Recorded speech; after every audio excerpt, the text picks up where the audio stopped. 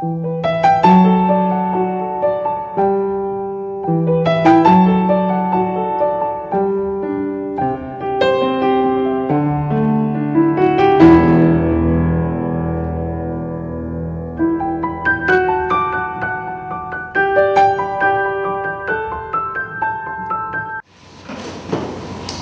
tout le monde. On va essayer de parler d'un sujet qui est très vaste et très profond et qui est indispensable et qui est ignoré par beaucoup de gens. On a voulu parler du lien de Ouman, pourquoi on voit sur la tombe des tzadikim en général. Alors avant de commencer ce sujet-là, ce que je voudrais essayer d'expliquer d'abord, c'est pourquoi on a besoin du tzaddik. C'est-à-dire quel est le principe du tzaddik dans Israël, pourquoi on a besoin du tzaddik. Alors ici, Rabbi Nachman dit dans Chayim Ani en lima lasot baze olam klal. Rabbi Nachman a dit, moi j'ai rien à faire du tout dans ce monde, ki bishvili en tzarich lasot klal. Parce que pour moi, j'ai pas besoin de faire quelque chose dans ce monde. Rabbi Nachman, il n'a pas besoin pour lui de faire quoi que ce soit dans ce monde. Rabbi Nachman dit, je suis venu dans le monde pour rapprocher le peuple juif d'Akadosh Baruch Hu.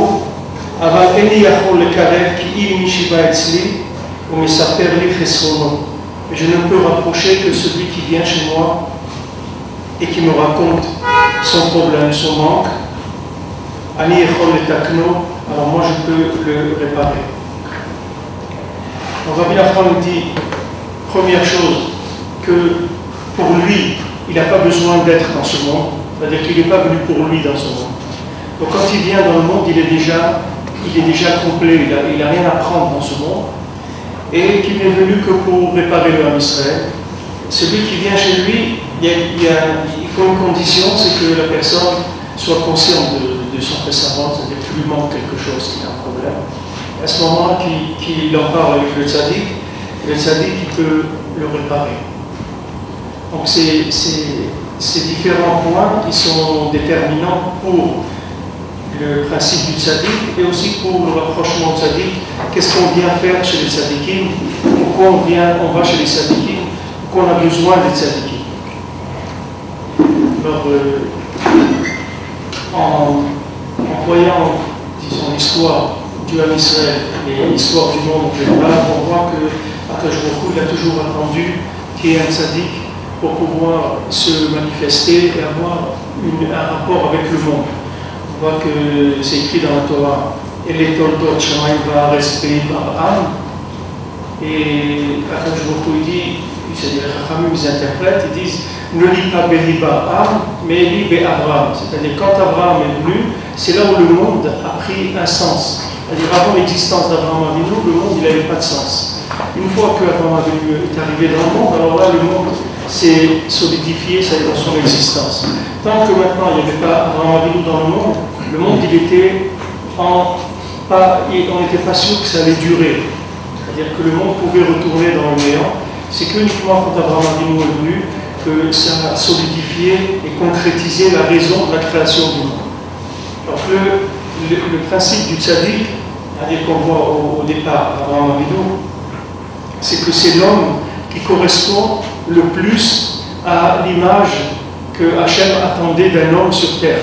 Il y a pourquoi créer le monde pour qu'on cherche Dieu. Maintenant, celui qui cherche Dieu, celui qui trouve Dieu, il s'appelle un tzaddik. Et cet homme-là, pour lui, le monde valait la peine d'être créé, c'est-à-dire c'était pour ça que Dieu a créé le monde. Donc Dieu n'a pas créé le monde pour tous les consommateurs qui sont sur terre. Dieu a créé le monde pour des gens qui ne sont pas des consommateurs. Qui ne sont pas des consommateurs à la base même, c'est-à-dire que c'est des gens, comme dit Rabbi Nachman, il dit moi j'ai pas besoin d'être là, même pas pour me réparer, c'est-à-dire j'ai rien à réparer. Je viens dans le monde, j'ai rien à prendre du monde. Même au niveau réparation spirituelle, j'ai pas besoin du monde. Donc quand un tzaddik n'a pas besoin du monde, alors il peut dire moi je suis venu pour le Ham Israël. Maintenant si quelqu'un a besoin pour lui-même d'être sur terre, il ne peut pas dire je suis venu sur terre pour aider le Ham Israël. Parce qu'il ne peut pas aider le Ham Israël si lui-même il a besoin de quelque chose.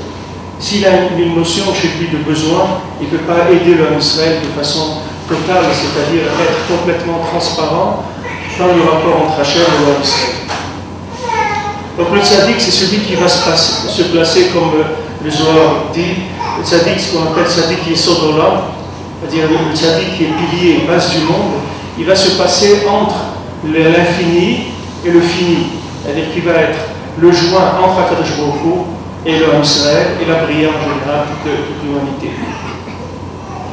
Maintenant, le principe du tzaddik, comme dans le monde, l'homme Israël et le peuple qui a l'exclusivité du rapport avec Dieu, c'est-à-dire que quand l'homme Israël a accepté la Torah au Sinaï, il a en même temps reçu l'exclusivité d'être serviteur de Dieu. Alors celui qui veut devenir juif, il est obligé de passer par l'homme Israël. Alors avant qu'il y ait la Torah, si quelqu'un voulait servir Dieu, il pouvait servir Dieu directement, comme Abraham, Isaac et Jacob, ils ont cherché, Abraham il a cherché, il a découvert Dieu, et il est devenu juif en découvrant Dieu de par sa recherche, sa propre recherche. Suffisait. Après Matan Torah, même si il a la même recherche qu'Abraham, il ne peut pas devenir juif. Parce que du moment où l'homme Israël s'est engagé à Matan Torah, il a eu l'exclusivité d'être juif et de rendre quelqu'un juif. C'est l'exclusivité que l'homme Israël a pris avec le Matan Torah.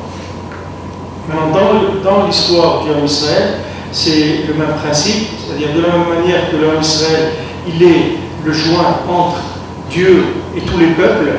Maintenant, entre le peuple juif et Akadosh Baruch Hu, il y a le principe du tzaddik qui a toujours été présent dans l'homme Israël. Et depuis la création du monde, avec Noach, avec Abraham, Isaac et Jacob, on voit que toujours Akadosh Baruch Hu, il a parlé avec les tzaddikim pour essayer de voir comment résoudre le problème du monde. Et là où il y a eu vraiment une révélation du principe du tzaddik, c'est au moment où il y a eu Moshe Rabbeinu qui a été choisi par Hachem pour sortir l'homme Israël d'Égypte. Et Akadosh Baruch Hu a obligé Moshe Rabbeinu à aller en Égypte et à sortir l'homme Israël d'Égypte. Maintenant, Moshe Rabbeinu ne voulait pas. Il ne voulait pas. Comme Rachid dit que pourquoi on dit Vaïkra, Sefer Vaïkra, parce qu'Akadosh Baruch Hu était toujours obligé d'appeler Moshe Rabbeinu. Moshe Rabbeinu se sauvait tout le temps. Alors Akadosh Baruch Hu, il l'appelait, il dit viens faire ça, viens aider l'homme Israël, viens sauver l'homme Israël. Parce que Moshe Rabbeinu, il ne voulait pas rentrer dans cette chose-là. C'est ça le siman, que c'est vraiment un manig amiti. C'est quelqu'un qui ne veut pas l'être. On dit ça à Breslev, on dit quelqu'un, qu'est-ce que c'est un rave? C'est quelqu'un qui ne veut pas être rave. Mais quelqu'un qui veut être un rave, c'est pas un rave. Un rave qui ne veut pas être rave, alors lui il peut aider l'homme Israël. C'est-à-dire ce qu'il dit ici, Rabbi Nachman, il n'a pas besoin, lui il n'est pas venu dans le monde pour lui, il n'a rien besoin de ce monde. Donc il peut donner parce qu'il ne prend pas. Mais quelqu'un qui prend, il ne peut pas donner. Moshe Rabbeinu, c'est Isha Elohim, c'est un homme de Dieu. Moshe Rabbeinu, il est monté dans le ciel, il est resté 40 jours, 40 nuits sans manger, sans dormir. C'est un être humain normal, il ne peut pas faire ça. Un être humain normal, il ne peut pas rester 40 jours, 40 nuits sans manger, sans dormir, c'est pas possible. Donc Moshe Rabbeinu, ce n'était pas un Ben Adam. C'était un Ben Adam au départ, c'est-à-dire il est né humain, mais après il est devenu Isha Elohim, c'est-à-dire un homme divin. Alors cet homme divin, il est le rapport entre Dieu et le monde. Pourquoi Dieu a besoin du tzaddik? Pourquoi l'homme Israël a besoin du tzaddik? Pourquoi Dieu d'abord il a besoin du tzaddik? Parce que Dieu ne peut pas se révéler directement à l'homme sans passer par un intermédiaire qui permettra à l'homme d'avoir le libre arbitre. Tout le problème de la création du monde, c'est que si Hachem était trop présent dans le monde, il a enlevé le libre arbitre à l'homme. Et si Hachem est trop absent dans le monde, et l'homme aussi n'a plus le libre arbitre, c'est-à-dire qu'il n'a plus la possibilité de le trouver. Donc il fallait trouver un moyen que Hachem puisse être présent dans le monde, de façon à ce que celui qui veut le trouver, il peut le trouver. Et ça justifie le fait que ce monde-là, il a été créé 7 fois avant d'être ce que nous on vit aujourd'hui. Il y a eu 7 créations des univers comme on les vit aujourd'hui qui ont été détruits, et c'est à la dernière fois que ça a marché, que le monde a tenu. Parce que la matière ne supportait pas la présence d'Hachem. Donc Hachem, lui, il a besoin d'un tzaddik Qu'est-ce que veut dire Hachem qu'il a Kavichol, Hachem il a besoin de rien, mais dans notre Lachon à nous, après beaucoup, il a besoin d'un intermédiaire qui s'adresse au Ham Israël. Pourquoi? Parce que quand il y a des problèmes, il ne faut pas que beaucoup soit en direct avec le Ham Israël, sinon c'est dangereux. C'est-à-dire que ce n'est pas possible d'avoir le même rapport entre Hachem et le Ham Israël que si Hachem s'adresse au Tzadik, que le Tzadik s'adresse au Ham Israël. D'ailleurs, même à Matan Torah, c'est écrit que le Ham Israël, quand il y a eu Matan Torah, ils ont dit nous, on ne veut pas recevoir la Torah directement d'Hachem, mais on veut que ce soit Moshe qui nous dise la Torah. On ne veut pas que ce soit Hachem qui nous parle directement. On veut que ce soit Moshe Rabbeinu. Pourquoi? Parce que cette notion d'intermédiaire, ça va permettre de filtrer, ça va permettre d'adapter l'infini au fini, dans les deux sens. C'est-à-dire que d'un côté, Hachem pourra s'adresser au Ham Israël à travers Moshe, et d'un autre côté, le Ham Israël pourra s'adresser à travers Moshe. Mais il n'y a pas une possibilité que Hachem puisse s'adresser directement au Ham Israël sans que ça soit néfaste pour le Ham Israël. C'est-à-dire qu'on ne peut pas avoir un rapport que Dieu s'adresse à nous directement sans que ça va entraîner des choses qui sont dangereuses pour le Ham Israël. Tandis que quand Akadosh Baruch Hu parle à Moshe et que Moshe parle au Ham Israël, alors sauf Moshe c'est Isha Elohim, il a un côté où c'est un homme. Maintenant, par le côté où il est humain, il peut adresser au Ham Israël le message d'Hachem. Maintenant, par le côté où il est divin, il va adresser le message du Ham Israël à Akadosh Baruch Hu. Donc il va jouer l'intermédiaire. Maintenant, il y a beaucoup de gens qui ont beaucoup de questions sur ça, qui disent mais comment on a besoin d'intermédiaire? On peut s'adresser à Dieu directement, on est le peuple élu de Dieu, on n'a pas besoin d'intermédiaire, etc. Mais ça, c'est une notion qui est fausse et qui peut se vérifier dans tous les Chazal. Depuis Briat Haolam, il y a toujours eu le tzaddik qui était là, qui a sauvé le Ham Israël. Après Matan Torah, il y a eu le veau d'or. Qui est-ce qui a sauvé le Ham Israël? C'est Moshe Rabbeinu. Qui est-ce qui a sauvé le Ham Israël au moment de Meraglim? C'est Moshe Rabbeinu. Tout le temps, il y a eu un tzaddik qui a sauvé le Ham Israël de la difficulté qu'il avait à s'adapter à la parole d'Hachem, à Tmekayem, la parole d'Hachem Mamash. Alors ce qu'il dit ici, Rabbi Nachman, il dit la première chose que vous devez savoir, c'est que moi je n'ai pas besoin d'être là. Il dit Rabbi Nachman, c'est la première chose. Que moi je suis venu pour vous aider seulement. Je ne suis pas venu pour moi. Donc c'est entièrement les Shem Shamaim, ce qu'on appelle les Shem Shamaim, ça veut dire que lui, il va supporter l'horreur que c'est pour un tzaddik de venir dans ce monde pour uniquement aider l'homme Israël. Il y a une histoire du Baal Shem Tov qu'une fois le fils ou le petit-fils du Baal Shem Tov, je ne me souviens pas que c'était son fils ou son petit-fils, était en train de se noyer et le Baal Shem Tov il est venu, après qu'il soit décédé, il est venu des mondes supérieurs, il est descendu dans le monde pour sauver son fils ou son petit-fils qui était en train de se noyer. Et après il lui a dit, j'avais oublié que ce monde-là, il était tellement dégoûtant. Si je me souvenais comment ce monde il était dégoûtant, même pour te sauver, je ne serais pas venu. Tellement c'est difficile pour un tzaddik de venir dans ce monde. Le Baal Shem Tov, il a demandé, quand Kadosh Baruch Hu a demandé au Baal Shem Tov de venir dans le monde, le Baal Shem Tov, il a demandé plusieurs conditions. Il a dit, moi je veux bien venir dans ce monde, il me faut 60 élèves qui soient tous des tzaddikim. Le Baal Shem Tov, il avait 60 élèves, comme on dit Shishim Giborim, qui avait autour de Shlomo HaMelech. Et il avait aussi une garantie d'Hachem qui ne va jamais fauter dans toute sa vie dans ce monde. Et après, quand je me donner cette garantie, le Baal Shem Tov, il a accepté de venir aider le Ham Israël. Donc, Rabbi Nachman, lui, ce qu'il dit, première chose, sachez que j'ai rien à faire dans ce monde, moi, je n'ai pas besoin de ce monde. C'est-à-dire, je ne prends rien dans ce monde. Il n'y a pas chez moi de notion de besoin. Comme il n'y a pas de notion de besoin, je peux vous aider. Maintenant, après, ce qu'il dit, c'est que pour vous aider, j'ai besoin que d'abord vous soyez conscient que vous avez un problème et que vous me racontiez, vous me parliez de ce problème, et à ce moment-là, je peux vous réparer, je peux vous aider. Donc maintenant, dans la génération, comme on vit aujourd'hui, qu'on est mamash à la fin de l'histoire de l'humanité, il y a un besoin énorme de revenir vers Hachem. Il y a une lumière qui vient du ciel en cadeau, parce que ce n'est pas du tout quelque chose qui a été cherché par les hommes, qui a été déclenché par les hommes. C'est une lumière de Tchouva qui est venue d'en haut. Parce que quand je voit que bientôt il va y avoir la fermeture des portes C'est-à-dire on arrive, on n'est pas loin, on a 5770, maximum il nous reste 230 ans, mais comme je vous dis, il faut faire un Kabbalah Shabbat, il faut recevoir un petit peu avant. Donc minimum, c'est-à-dire maximum, on a pour 2 siècles encore pour boucler l'histoire de l'humanité. Donc maintenant, je vois que le monde ne cherche pas. Alors il envoie de la lumière comme Matan Torah. Avant Avinu, il n'avait pas besoin de Matan Torah. Avant Avinu, il a trouvé la Torah tout seul. Yitzhak, il avait la Torah, Yaakov, il avait la Torah, il n'avait pas besoin de Matan Torah. Alors il a vu que l'homme ne cherchait pas la Torah. Il a dit, bon, puisque je vois que vous n'êtes pas assez sensible ou assez intelligent pour chercher, qu'est-ce que vous faites? Vous n'êtes pas posé la question, qu'est-ce qu'on fait dans ce monde? Alors je vais vous aider un petit peu, voilà, je vais vous obliger à accepter la Torah. Après je beaucoup au Arsina, il a dit, vous êtes obligés d'accepter la Torah. Et si vous n'acceptez pas la Torah, ça sera la fin de l'humanité, maintenant, là tout de suite, à Arsina. Donc là, Israël dit, bon, puisqu'on est obligé, on accepte la Torah.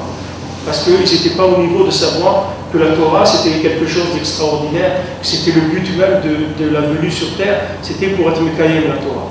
Ensuite, on a reçu la Torah de force, à Matan Torah, et à Purim, après, on l'a reçu avec amour, avec joie et avec consentement total. Donc Purim, c'était après une autre révélation. Mais au moment de Matan Torah, il a forcé la main du monde. Il a obligé l'homme Israël à recevoir la Torah. Si on était obligé, parce qu'on n'a pas demandé ça. De la même manière, tous les mouvements de tchouva que vous voyez aujourd'hui, depuis les années, je ne sais pas, ça a commencé les années 60, 70, vous croyez que les gens qui font tchouva, c'est des gens qui ont voulu faire tchouva. Ce n'est pas des gens qui ont voulu faire tchouva. On les a obligés à faire tchouva. C'est-à-dire on leur a envoyé une telle lumière qu'ils ont tout de suite laissé tomber toutes les bêtises dans lesquelles ils étaient et ils ont été vers la Torah. Comme Rabbi Nachman dit dans l'écouté moral, il dit un enfant, quand il est avec ses jouets, s'il voit sa maman, il jette tous ses jouets et court vers sa maman. Il dit ça c'est pareil, quand l'homme Israël a vu la Torah, il a jeté tous ses jouets qui sont les plaisirs de ce monde et il a été vers la Torah. Maintenant ce Shephar de Tchouva, c'est un cadeau du ciel. C'est pas du tout, on n'a pas demandé ça. Il n'y a personne qui peut dire, voilà, j'étais en train de chercher comment je peux faire tchouva, comment je peux aller vers Dieu, etc. Et d'un coup, j'ai trouvé la Torah, quelqu'un m'a parlé, j'ai découvert la Torah. Cette lumière de Torah qui vient, c'est un cadeau du ciel. C'est-à-dire, c'est quelque chose qui va forcer le libre arbitre de la personne. Maintenant, notre libre arbitre, c'est qu'est-ce qu'on fait avec cette lumière. Voilà, on l'a reçu, Hakadosh nous a fait cadeau de la lumière, on est sorti d'Égypte, alors qu'on n'avait pas envie de sortir d'Égypte, comme on a dit Oula Mitzraï, personne. Et tous ceux qui sont sortis d'Égypte, ils n'avaient pas envie de sortir d'Égypte. La preuve, c'est qu'après, ils ont fait que se révolter. Et aussi que 80% ils sont restés en Égypte. Il n'y a que 20% qui sont sortis. Et maintenant, ce 20%, il n'y a que des problèmes. La plupart du temps, c'était des problèmes. Nous, c'est la même chose aujourd'hui. On a reçu il y a à peu près 50 ans, 40 ans, 50 ans, il y a une lumière de Tchouva qui a commencé à descendre dans le monde. Et cette lumière-là, c'est un cadeau du ciel. Ça vient de la recherche de personne. Il n'y a personne qui peut dire, moi j'ai fait Tchouva parce que j'ai cherché. Parce que si quelqu'un voit ses parents ou ses grands-parents, il va voir que c'était des gens qui étaient beaucoup mieux que lui, au point de vue moralité, comportement, intelligence, tout ce que vous voulez, et qu'ils n'ont pas, la plupart, ils n'ont pas eu le mérite de recevoir cette lumière de Torah comme nous on reçoit aujourd'hui. Avec bien sûr tout ce qui va avec, c'est-à-dire la traduction des livres pour permettre aux gens d'étudier la Torah.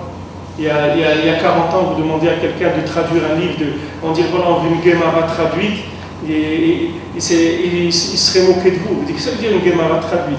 Tu vas prendre la Gemara, tu t'assois, tu prends la Gemara, c'est tout.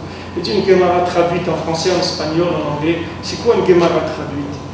On a besoin d'une Gemara traduite, tu vas prendre la Gemara, tu t'assois, voilà, tu t'assois 5 ans, tu vas commencer à étudier la Gemara, tu n'as pas besoin qu'on te la traduise.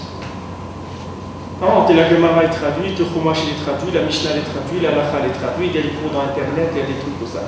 On donne, on facilite le maximum. On facilite le maximum. Mais pourquoi? Parce que c'est écrit que, je vous dis,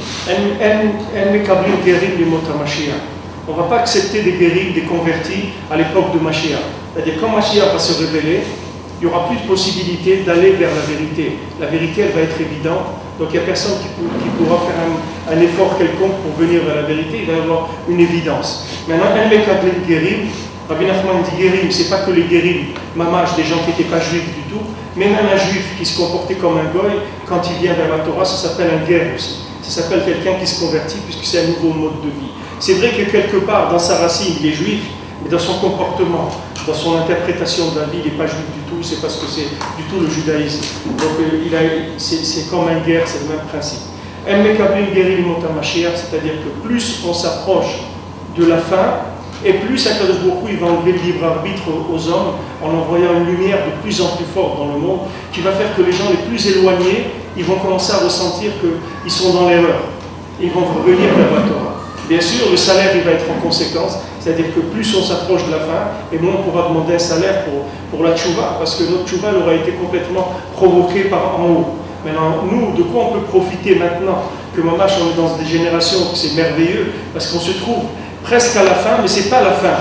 C'est-à-dire qu'on peut profiter de cette lumière-là pour arriver à un niveau de conscience qui est très très élevé, parce que c'est une lumière cadeau qui va élever la conscience d'une manière extraordinaire. Ce qui explique ici aussi pourquoi il y a une alliée en Eretz Israël, c'est la même chose. Pourquoi que les gens viennent en Eretz Israël parce qu'ils ont envie de venir en Eretz Israël? Non, Hachem il envoie une lumière, et la personne du temps d'un coup décide, tiens, on va aller en Eretz Israël, on va habiter en Eretz Israël. Ou bien il crée des situations en route Laretz qui sont insupportables, alors les gens ils viennent habiter en Eretz Israël. Mais ce n'est pas comparable à aller en Eretz Israël de quelqu'un qui vivait en Europe, aux États-Unis il y a 25 ans et qui a laissé une situation avec une vie plus ou moins paisible en Chutz La'aretz. Ce n'est pas comparable avec maintenant où il y a des crises économiques énormes et où il y a un antisémitisme qui fait qu'augmenter. La personne ne peut pas venir et dire « moi j'ai fait ma aliyah ». Elle dit « pourquoi tu as fait ta aliyah ?» Il dit parce que voilà, j'avais peur pour mes enfants, quand ils allaient à l'école, j'avais plus de parnassa, et trucs et tout, je suis venu en Israël. Ouais, tu peux pas lui dire que tu es venu en Israël par l'amour de l'Eretz Israël, et Shem Shamaïm. Tu viens en Israël parce que tu as un problème. C'est pour ça que tu es venu en Eretz Israël. Alors, soit quand je beaucoup envoie une grande lumière, que il y a des gens qui ont été inspirés par le Doucha d'Eretz Israël qui sont venus, soit que je beaucoup l'a forcé la main, les gens ils sont venus. Maintenant, bien sûr, on ne peut pas demander le même salaire si on a fait quelque chose et on n'a pas fait quelque chose. Maintenant, nous, on se trouve dans un moment charnière où BMF, on a beaucoup de lumière que je vous ai envoyé, et cette lumière, il faut l'utiliser comme il faut. C'est-à-dire, il faut utiliser cette lumière pour essayer de se rapprocher d'une perfection. Bien qu'on soit très loin, et bien que cette lumière soit cadeau, mais il ne faut pas avoir le comportement de la Géoula de Mitzrayim. La Géoula de Mitzrayim, c'est que les gens, ils ont cherché dans leur sortie d'Égypte à interpréter leur vie par rapport à ce qu'ils vivaient en Égypte. Ils ont dit, oui, mais en Égypte, on avait ça, on avait ça, on avait ça, et ici, on n'a rien du tout. On n'a rien, on n'a pas d'eau, on n'a pas de manger, même la manne, ça y est, on a marre de manger de la manne comme ça tout le temps, on veut des choses qui soient un peu colorées, comme on avait avant en Égypte, etc. C'est-à-dire, au moins, ce qu'on demande aux gens, déjà au premier niveau, c'est de ne pas se révolter contre cette lumière qui est cadeau. Même quelqu'un qui a fait tchouva pour une très grande lumière, après, quand il rentre dans la vie, dans le kiyum, ce qu'on appelle le vécu de tous les jours, il y a une difficulté, parce que cette lumière, elle ne provient pas de sa recherche. Si c'est une lumière qui provient de sa recherche, la personne elle est heureuse, elle saute de joie toute la journée, elle dit Baruch Hashem qui m'a sorti d'Égypte, Baruch Hashem, merci mon Dieu. On va lui demander, t'as un problème là, dans le désert? Quel problème? J'ai aucun problème, c'est merveilleux, je suis avec mon cher Rabbeinu, je suis avec l'homme Israël, il y a que des miracles, il y a les nuées, il y a l'eau, il y a la manne, mais c'est extraordinaire, c'est merveilleux. Mais ça, c'est quelqu'un qui est sorti d'Égypte par ça. Il a payé son billet, comme on dit, c'est-à-dire il est sorti parce qu'il voulait partir. Mais quelqu'un qu'on lui a forcé la main, vous allez le voir combien il râle, c'est ça son degré, combien on l'a forcé. Quand quelqu'un vient en Eretz Israël, vous allez l'écouter dans la journée, vous allez voir combien de fois il se plaint dans la journée sur le comportement de l'Israélien qui m'a bousculé, qui me dit que dans les bureaux tout le monde passe devant, il ne m'écoute même pas, il ne me regarde même pas, il ne me comprennent même pas, ils ne viennent pas m'aider. Plus quelqu'un va râler, c'est sa dose d'assistanat qu'il a eu pour venir en Eretz Israël. Et celui qui voit qu'il râle toute la journée, lui doit être très très content d'être en Eretz Israël. Parce que lui, il peut être sûr qu'il n'a pas payé du tout sa place pour être ici. Plus quelqu'un râle, plus ça veut dire qu'il est loin. Et plus quelqu'un est joyeux, ça veut dire que Béhémet, c'est ce qu'il voulait dans la vie. Il voulait être en Eretz Israël à tout prix. C'est pas parce que quelqu'un passe devant lui à l'épicerie, c'est pas ça qui le dérange. Ce qu'il voit, c'est que pour Hachem, il a le kotel ici, il peut aller prier, il est dans le Kedushat Eretz Israël, il est Mekayem Mitzvah en permanence, il est avec le Ham Israël, il y a de la Torah pour Hachem, il y a une simcha du Ham Israël, il y a une Ahavat Israël, quelque chose de nifla, mais il est heureux, il dit Dafka, moi, qui suis tellement assisté par Hachem, je remercie Akadosh Baruch Hu, que comme je suis, il m'a sauvé. Alors ça, c'est l'un des enseignements de base de Rabbi Nachman. Il dit, si tu te vois loin, si tu te vois tellement loin, et toi-même tu reconnais que tu es loin, la preuve, regarde ton comportement, une fois qu'on t'a fait cadeau, tout ce qu'on t'a fait cadeau, une fois qu'on t'a donné la lumière de la Torah, qu'on t'a donné Eretz Israël, qu'on t'a donné le Shabbat, qu'on t'a donné une femme, une famille, tout ce qu'on a pu te donner, regarde encore comme tu es loin. Toi, tu dois être encore plus joyeux que tout le monde. Parce que toi, tu vois vraiment que c'est un cadeau total ce qu'on t'a donné. Alors sois joyeux et dis merci mon Dieu toute la journée. Parce qu'à force de dire merci, peut-être que ça va être considéré comme si tu avais payé ta place, comme si tu avais mérité. Au moins tu dis merci mon Dieu, parce que je vois comment je suis loin d'apprécier l'Eretz Israël, d'apprécier la Torah, d'apprécier ma vie dans la Torah, comme j'en suis loin.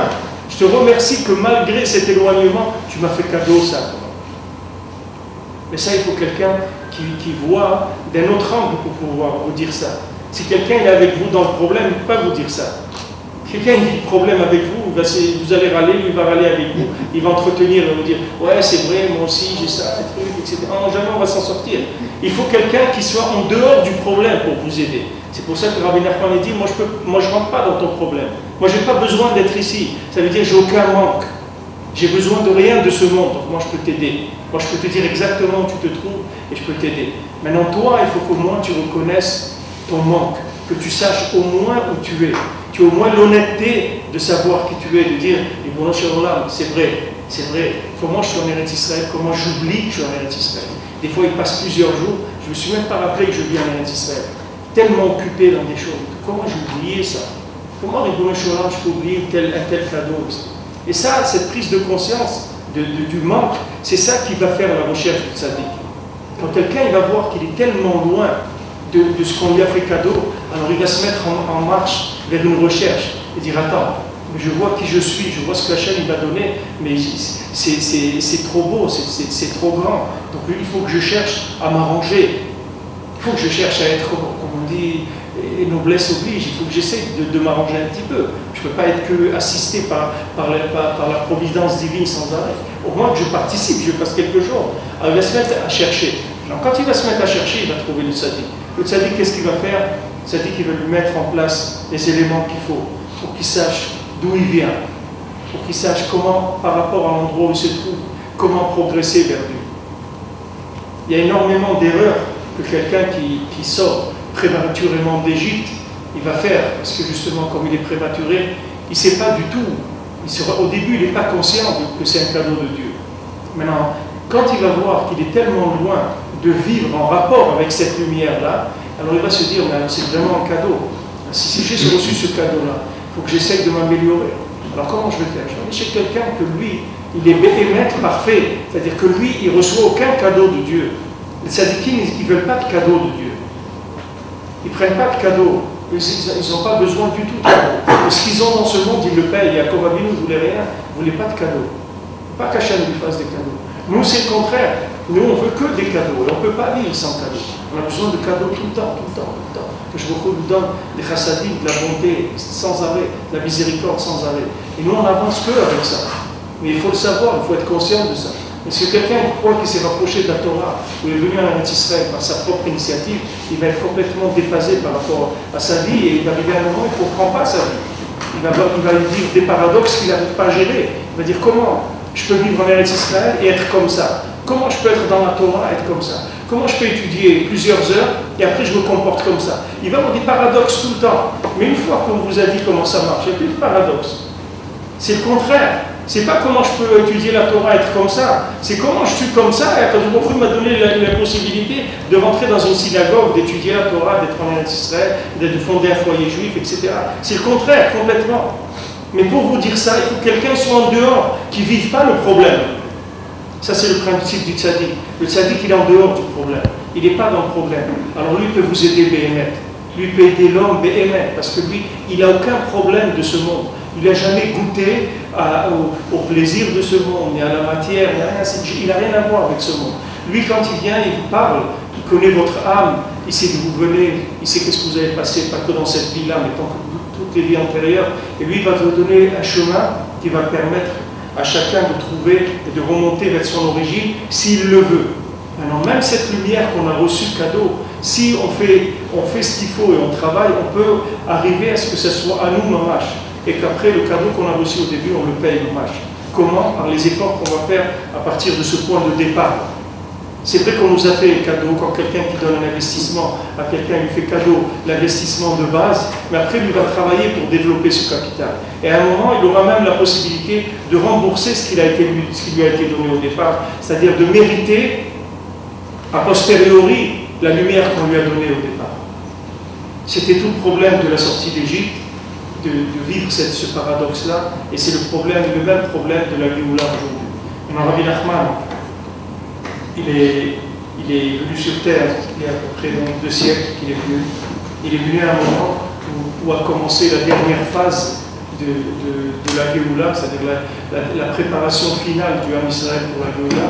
Et Rabbi Nachman, il a vu que le problème qu'il y aurait de son époque jusqu'à la Géoula, le problème principal, ça serait la maladie de l'imagination, c'est ça qu'elle y atteint dans le monde, c'est-à-dire tous les gens vivraient dans l'imaginaire, et à ce moment-là, il va y avoir les problèmes qu'il va y avoir. C'est-à-dire ce qu'on vit aujourd'hui, c'est-à-dire une avodat Hashem qu'on n'arrive pas à maîtriser dans ce qu'on appelle des récipients, des kélim, et on est atteint par l'imaginaire à tous les niveaux, et on est entouré d'imaginaire. On vit avec le principe de l'image, de la communication, etc.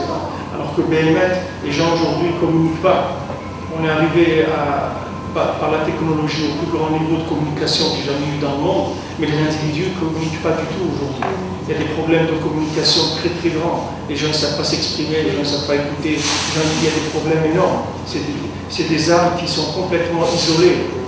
On voit à Kabor, à Chalichement, les quantités de divorces qu'il y a dans l'Am Israël, il n'y a jamais eu ça dans le monde. D'où ça vient? Il n'y a pas de communication, il n'y a pas de kécher entre les gens. Rabbi Nachman est venu pour réparer ça. Il a amené ce médicament à ce qu'on appelle le Sha'ar HaNun, c'est-à-dire la 50e porte. La 50e porte, c'est de la Touma, c'est l'imaginaire. Il y a 49 portes de la Touma qui correspondent aux 7 midot. Il y a 7 midot comme on fait à Sfirat HaOmer. 7 midot, c'est 7 midot l'une par rapport à l'autre, ça donne 49 midot. Ça, c'est les 49 portes qui sont dans la Kedusha, où quand elles sont attaquées par la Touma, il y a 49 portes de Touma qui sont en opposition aux 49 portes de Kedusha. Maintenant, il y a une 50e porte de la Touma. Cette 50e porte de la Touma, c'est l'imaginaire. C'est écrit dans le Gemara dans Sukkot que le Yetzer Hara, il a 7 noms. Il y a 7 noms au Yetzer Hara. Quand beaucoup l'a dit, il a donné un nom, il a appelé Ra, et David, il a donné les Shlomo, il a donné. Il y a plusieurs tzadikim qui ont donné un nom au Yetzer Hara, qui sont rendus dans le début de la Gemara Sukkot. Il y a 7 noms. Rabbi Nachman est venu, il a dit on ne va plus appeler le Yetzer Hara par ces 7 noms-là. Maintenant, on va l'appeler Koach Hamdameh, l'imaginaire. C'est-à-dire c'est le nouveau nom du Yetzer Hara. Ça veut dire c'est son nouveau nom, ça veut dire c'est sa nouvelle manifestation dans le monde. C'est comme ça qu'il va se manifester. Il va se manifester que par le fantasme de l'imaginaire. C'est ça le Yetzer Hara d'aujourd'hui. Maintenant, pour lutter contre ça, on ne peut plus utiliser les midot, parce que les midot, elles n'existent plus. Elles sont complètement noyées, les midot. Vous allez prendre quelqu'un aujourd'hui, vous lui donner un livre de Moussa, vous allez lui dire il faut que tu changes, il faut que tu changes, il ne faut pas que tu t'énerves. Ok, mais il ne faut pas que tu t'énerves, d'accord? Il ne faut pas que je m'énerve. Maintenant, quand il est arrivé le moment, il va s'énerver. Mais on t'a dit il ne faut pas que tu t'énerves. Je ne sais pas de quoi tu parles. C'est ce que tu dis, je ne sais pas où mettre. Il n'y a pas de réaction chez moi dans ça. On dit mais il faut que tu sois comme ça. Il faut que tu te lèves tôt le matin. Dites à vos enfants, mais tu sais, il faut que tu te lèves tôt le matin. Je veux dire, oh, il faut. Et comment on fait ça? Comment on fait ça? Comment ce mot-là, il faut, il rentre chez moi? Comment il rentre dans mon cœur? Comment il fait bouger le système? Comment je me mets en route par rapport à ce il faut? Pourquoi? Parce que je ne suis pas malade dans les midotes. C'est pas que je ne peux pas le faire. C'est pas que je ne peux pas me lever, ou que je ne peux pas ne pas m'énerver, ou que je ne peux pas être joyeux, ou que je ne peux pas être serviable, ou n'importe quoi, de bien. C'est pas que je ne peux pas, c'est que je n'ai pas la motivation, je n'ai pas le contact pour le faire. Pourquoi? Parce que je suis atteint au niveau de l'imaginaire. Au niveau de l'imaginaire, ça veut dire tout ce que je vois, ça n'arrive pas à me motiver pour pouvoir me mettre en route et agir, ma mâche. Ça, c'est la maladie du Yetzer Hara d'aujourd'hui. Et il n'y en aura pas d'autres. Bon, prochain, ça nous suffit déjà comme ça, mais il n'y en aura pas d'autres.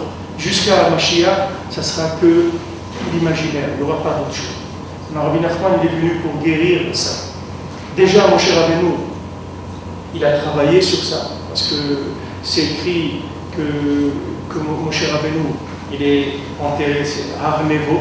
Le Zohar dit Har Nevo, c'est le mot Nevo, c'est beau, Noun, c'est-à-dire Nevo, c'est beau, Noun, c'est-à-dire en lui, il y avait déjà le Sharanou, la 50e porte.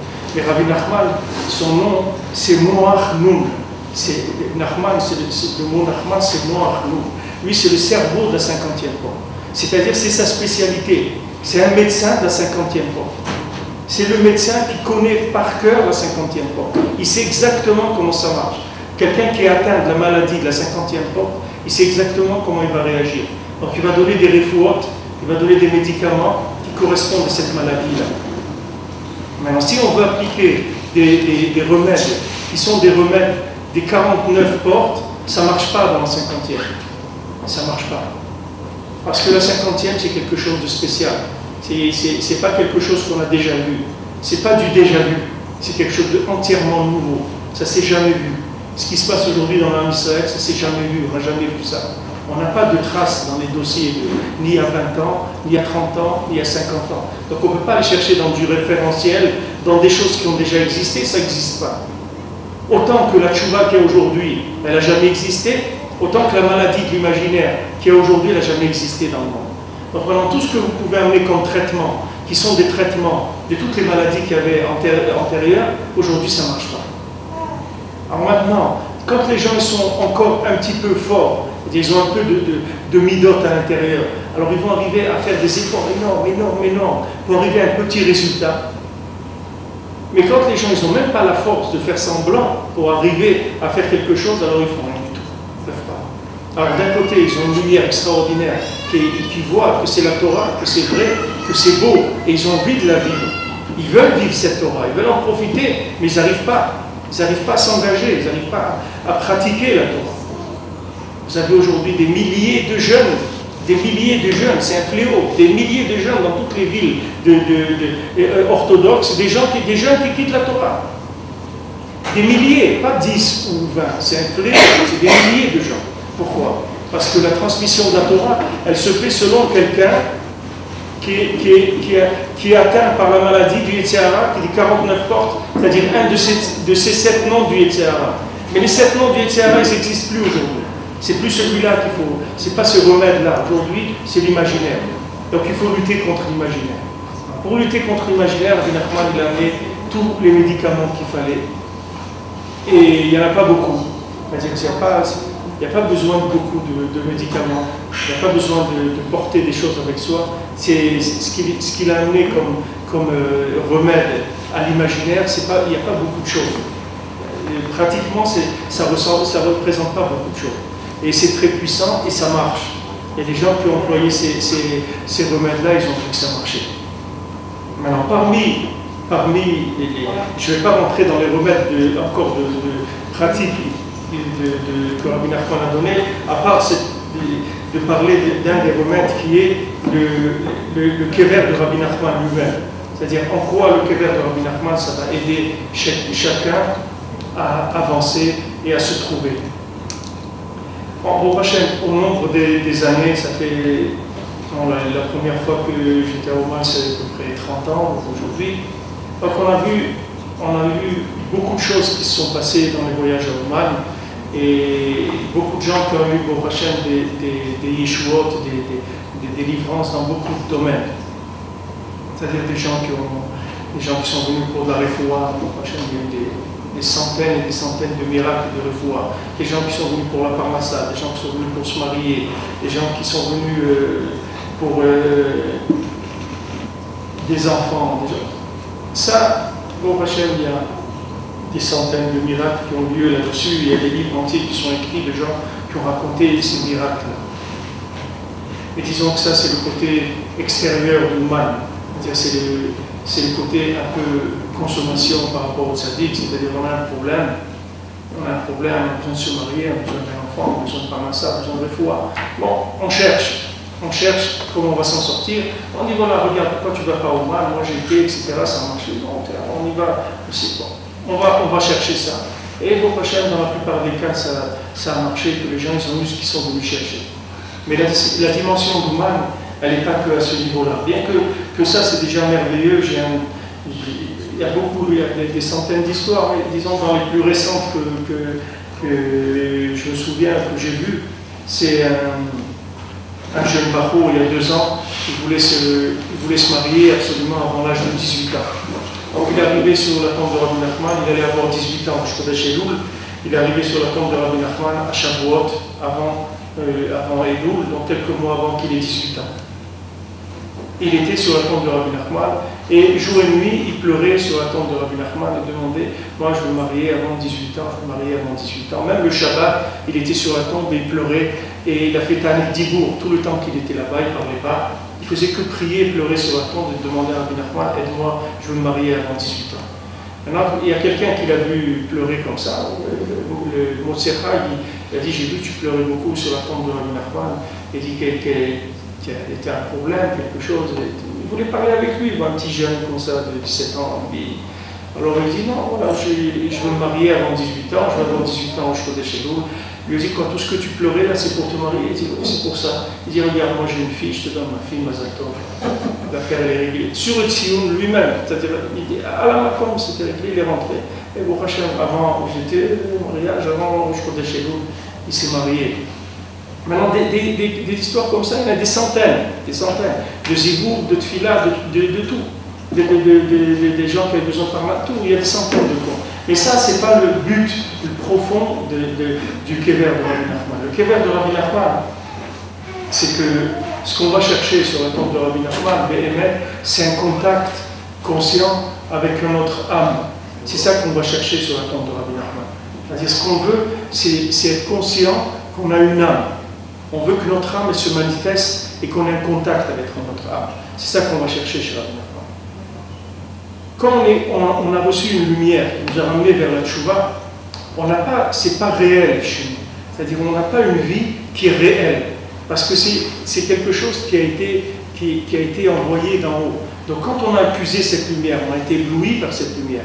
On s'est engagé dans la Torah parce que ça nous a montré que c'est très beau la Torah, c'est au-dessus de tout ce qu'il y a dans le monde. N'importe qui, là où il était, qu'il était dans le business ou dans la musique ou dans la peinture ou dans n'importe quoi, il a vu la lumière de la Torah, il a dit mais ça c'est plus beau que tout ce qu'il y a au monde. Donc il a tout laissé pour aller vers la Torah. Maintenant le problème c'est que cette Torah-là, elle doit devenir à lui maintenant. C'est-à-dire qu'il doit être conscient de cette Torah-là. Il ne peut pas la vivre tout le temps comme un cadeau. Parce que s'il la vit tout le temps comme un cadeau, il va tout le temps être déphasé dans sa vie. Il va tout le temps avoir l'impression que lui, il a une vie et qu'il y a la lumière de la Torah qui est à côté de lui et qui lui donne un petit peu, qui l'entretient dans son mode de vie. Ce qu'on veut, c'est un contact conscient avec notre âme. C'est-à-dire faire une atrala, commencer à vivre mamash. Et c'est ça ce qui se passe sur la tombe de Rabbi Nachman. C'est-à-dire quand on vient sur la tombe de Rabbi Nachman, ce qu'on reçoit, c'est ça. Beika, c'est ça qu'on cherche. Si quelqu'un il cherche comme il va pour un besoin, comme on a dit, c'est-à-dire comme disait Rabbi Yovitch à Shalom, s'il pense que c'est un distributeur, le tzaddik il vient chez vous comme un distributeur, il dit voilà j'ai un problème, voilà ça, est-ce que tu peux me donner ça? Le tzaddik il donne ça aussi. Le tzaddik il donne ces choses-là, il n'y a pas de problème. Parce que quand même quelqu'un qui a la Emouna, qui voyage, qui va chez le tzaddik, ça veut dire qu'il a confiance que le tzaddik il peut donner et réparer ces choses-là, c'est déjà un niveau de Emouna. Mais ce qui est intéressant quand on va chez Rabbi Nachman, et c'est dommage de ne pas profiter de ça, parce que c'est ça sa spécialité, c'est le contact entre l'âme et le corps. C'est-à-dire qu'on se met vraiment en contact avec notre âme.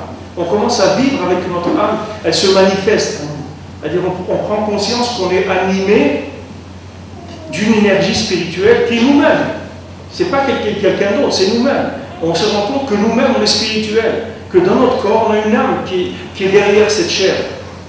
Que derrière ces midot, derrière ce monde, il y a une autre dimension. On prend conscience de ça. Ça, c'est la refoua de nous-mêmes. C'est la véritable refoua pour des gens qui ont été déconnectés complètement de la Kedusha au nombre des années. Maintenant, ce n'est pas que pour des gens qui viennent de loin, il y a des gens qui viennent de très loin, qui viennent à Ouman, mais il y a des gens aussi qui sont des très grands rabbiniques qui viennent à Ouman, qui sont tous les ans au Rosh Hashanah, et parmi les plus grands rabbiniques du monde, et qui ne sont pas Breslev du tout, et qui viennent à Ouman pour Rosh Hashanah, parce qu'ils sont venus une fois. Et ils ont vu qu'est-ce qu'ils ont ressenti toute leur année, qu'est-ce que c'était, Ouman Rosh Hashanah. Ouman Rosh Hashanah, c'est quelque chose de très spécial. Et Ouman, toute l'année, c'est ouvert pour une réparation constante. C'est-à-dire, Rabbi Nachman, toute personne qui vient chez lui, il rétablit le contact. C'est comme si vous appelez un électricien et tout, il voit où ça ne marche pas, il vous répare l'électricité, les fils, etc. Il remet tout en place et ça fonctionne. Maintenant, ça ne fonctionne pas des fois tout de suite. C'est-à-dire qu'on n'est pas conscient au bout d'un mois, ou 2 mois, ou 3 mois. Mais Rabbi Nachman, il vous garantit.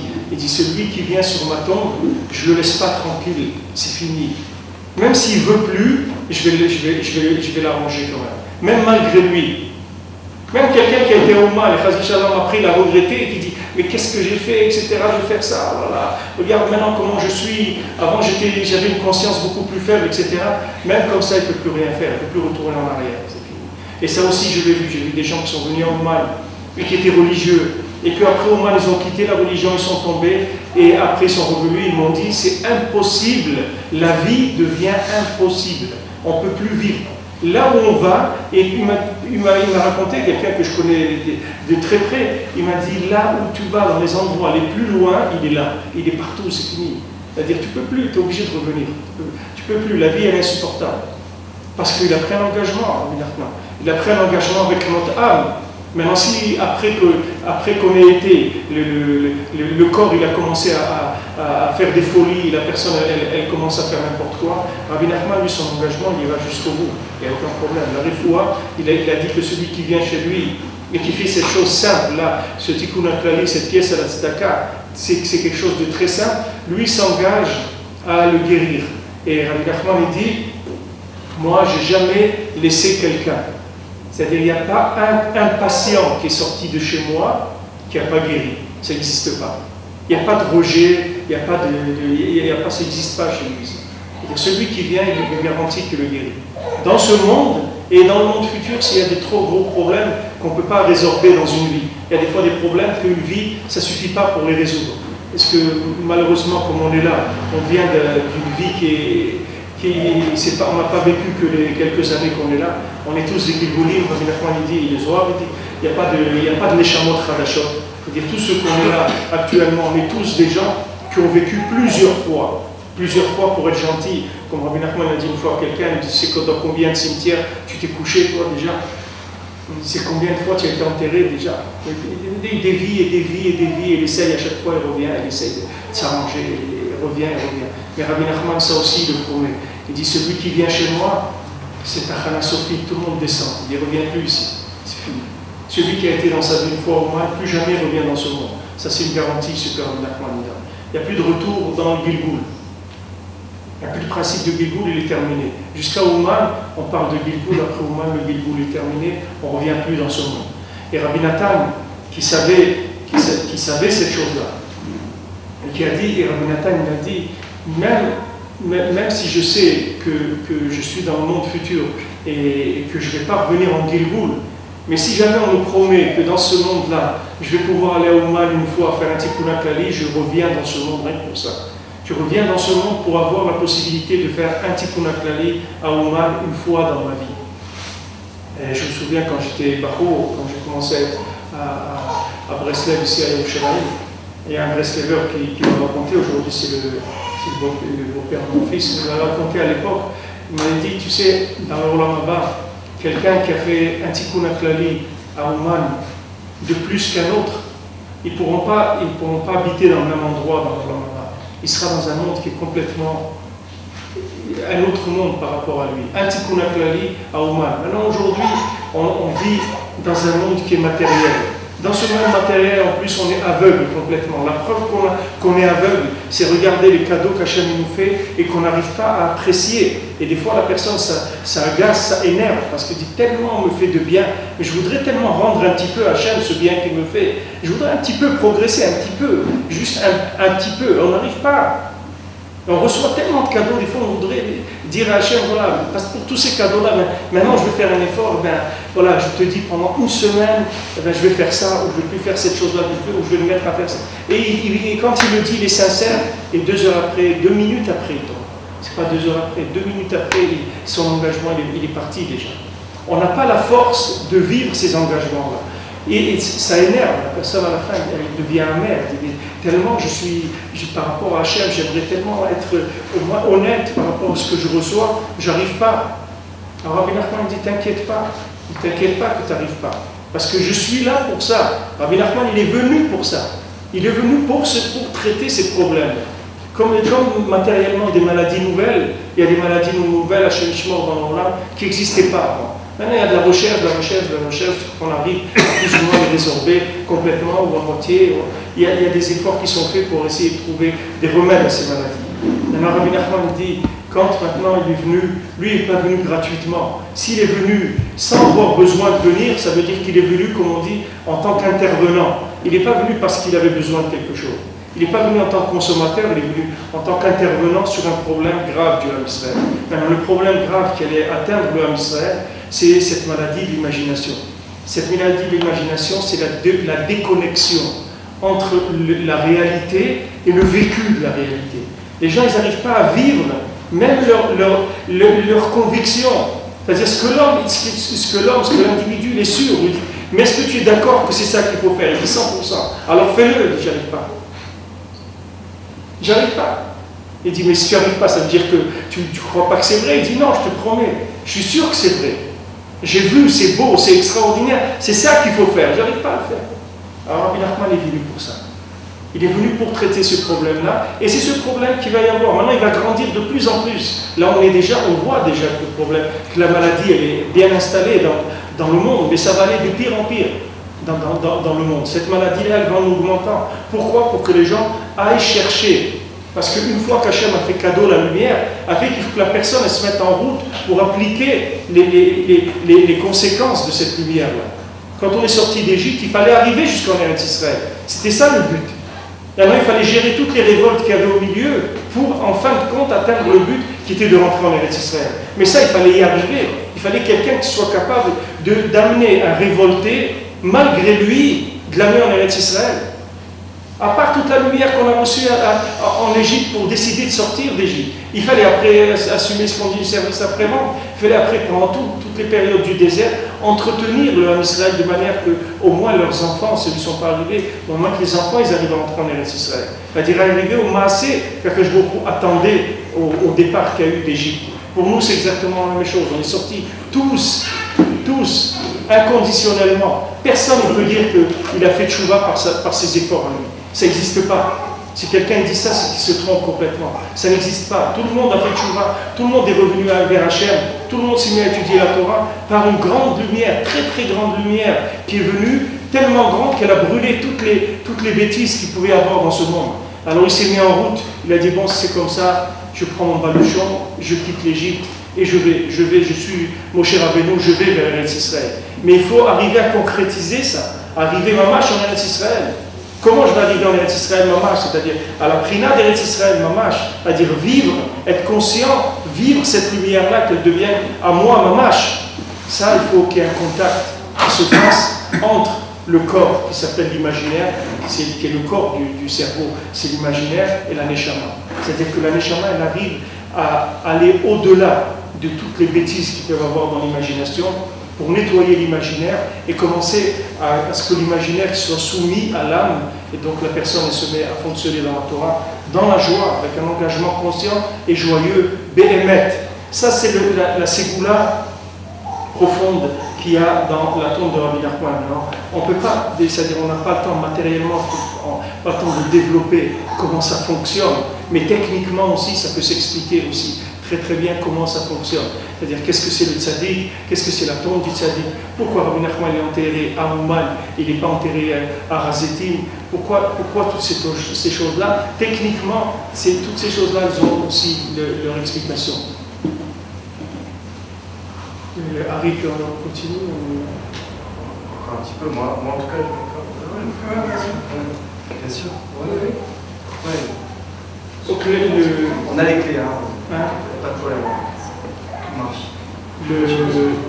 Ce cadeau-là, ce cadeau d'Akadosh Baruch Hu, même Rabbi Nachman, il a dit, même Rabbi Nachman lui-même, il a dit à ses élèves, je suis jaloux de vous, que vous avez un rave comme ça. Il dit, je suis jaloux de vous, qu'Hachem vous envoie un rave comme moi. Pour arriver à dire ça, il faut vraiment que ce soit quelqu'un qui n'a rien à voir avec ce monde. Il a dit, je suis jaloux que quand vous envoyez quelque chose d'aussi facile que ça, que vous allez vous en sortir à tellement bas prix par rapport aux générations qu'il y avait avant. Ils ont tellement souffert, les gens, pour chercher la vérité. Ils ont tellement payé, mamash. Ils ont fait des efforts terribles, les gens, pour trouver un brin de lumière. Un brin de lumière. Ils ont fait des jeûnes, des Messihout Nefesh extraordinaires. Nous, on vient, c'est des cadeaux. Rabbi Nachman dit que la personne, elle est tellement malade qu'on va chercher un médicament qui est très précieux. On va le chercher dans le monde entier, des herbes. Dans le monde entier, pour arriver à fabriquer ce médicament, on en fabrique un seau entier et on le verse sur la tête de la personne. Et peut-être qu'au moment où on verse le seau, elle va ouvrir la bouche un petit peu et il y a une goutte qui va rentrer, que ça va le guérir. C'est que Mamash le Tzadiki nous envoie des lumières extraordinaires. On le voit, les maasés, par rapport aux facilités qu'il y a aujourd'hui d'apprendre la Torah, de prier. Vous avez les livres avec les traductions en bas, les kavanotes en bas, ce que vous voulez. N'importe quoi, quelqu'un peut vouloir. Au Hachem, ça existe, point de vue Kélim, de Doucha. Aujourd'hui, c'est extraordinaire ce qu'on nous donne. Mais ce qu'on attend de nous, avec tout ça, c'est qu'il y ait une participation personnelle. Maintenant, dès qu'on veut participer, c'est là où on est bloqué. C'est là où il y a un problème. Et si les gens ne sentent pas ça encore, ça veut dire qu'ils ne sont pas encore conscients, ils n'ont qu'à regarder autour d'eux. Peut-être qu'il y a des gens qui ne sont pas encore atteints de cette maladie de l'imaginaire tellement, ils ne sont pas conscients, ils n'ont qu'à regarder autour d'eux ce qui se passe. Vous allez voir que c'est terrible. Il y a quelqu'un qui m'a dit, malheureusement il y a des centaines d'Hachem Ishmor, des cas des divorces, et tout. Quelqu'un m'a dit, il a été au Beddin, et sa femme voulait divorcer, ils ont été au Beddin, chacun avec son avocat, comme c'est Naouk, et quand ils sont arrivés au Beddin, alors la dame a demandé, elle a dit au Dayan, voilà, je veux demander le guet. Alors son avocat, il a dit, bon, je vais vous expliquer, c'est pas un stamp qu'elle demande, il voulait expliquer pourquoi elle demande ça. Alors le Dayan me dit, non, c'est pas la peine d'expliquer. Il a dit à la dame, vous voulez un guet? Alors le mari dit, tu veux lui donner le guet? Il dit, moi, Bémet, je ne veux pas lui donner, moi je l'aime et tout, mais elle m'a demandé, moi je ne veux pas lui faire de la peine. Il dit, bon, ok, tu veux lui donner le guet, toi tu peux, voilà la date, vous venez dans 2 semaines. Allez, shalom. Allez, au suivant. Vous comprenez? Il n'y a pas le temps, il n'y a pas le temps, il n'y a pas le temps de parler, il n'y a pas le temps de voir que les gens vont s'exprimer, que peut-être on va essayer d'arranger quelque chose, peut-être qu'on va essayer de voir, d'essayer d'arranger les choses. Il y a trop de problèmes. Il y a trop de problèmes. On n'arrive plus à les gérer. Les problèmes sont énormes. Dans les yeshivot, c'est la même chose. Tiens, va pour yeshiva, ok, voilà le seder de la yeshiva, 7h la tefila, 9h au seder, le truc on s'arrête, après tu prends. Et dis, moi je ne peux pas me lever la tefila à 7h. Moi, je peux me lever qu'à 9h le matin. Tu vois, tu peux rester à yeshiva. Oui, mais si je n'ai pas de yeshiva où je vais aller, on ne peut pas. Nous ici, c'est cette heure-là. On n'a pas le temps de s'occuper de ça. Vous comprenez, il n'y a pas de système qui peut gérer ces faiblesses-là. Mais ce qu'il y a, c'est que ces systèmes-là, de plus en plus, ils arrivent à ce qu'il manque de la clientèle. Parce qu'on va vers la fin des gens qui sont capables de se lever tous les jours à 7 heures. C'est fini, ça. Ça va arriver à un moment où vous n'avez plus des gens comme ça. Que ça existait avant. On dit, oh, avant, quelqu'un il se levait, tu vois, un tel, tous les jours, vient à l'heure à la tefila. Aujourd'hui, c'est devenu quelque chose de dire ça. Un tel, tous les jours, vient à l'heure à la tefila. C'est quelque chose, avant, c'était rien du tout. C'est quoi que ça veut dire? C'est normal. Qu'est-ce qu'il y a de spécial? Non. Aujourd'hui, c'est extraordinaire. Quelqu'un qui arrive tous les jours à faire la même chose, mais c'est merveilleux. C'est vraiment un très très grand cadeau, quelqu'un qui arrive à faire ça. Alors, Rabbi Nachman, il vient amener ces médicaments merveilleux, ces remèdes extraordinaires. Surtout, il nous fait le diagnostic en disant, ne t'inquiète pas. Ce que tu ressens et ce que tu vis, c'est exactement les symptômes de la maladie. Ne te fais pas de soucis. C'est exactement ça. Ne crois pas que tu es spécial et que tu as quelque chose. C'est ça, c'est les symptômes de la maladie, c'est comme ça. C'est comme ça qu'elle est. C'est-à-dire, tu veux faire quelque chose et tu n'arrives pas. C'est ça les symptômes de la maladie. Tu étudies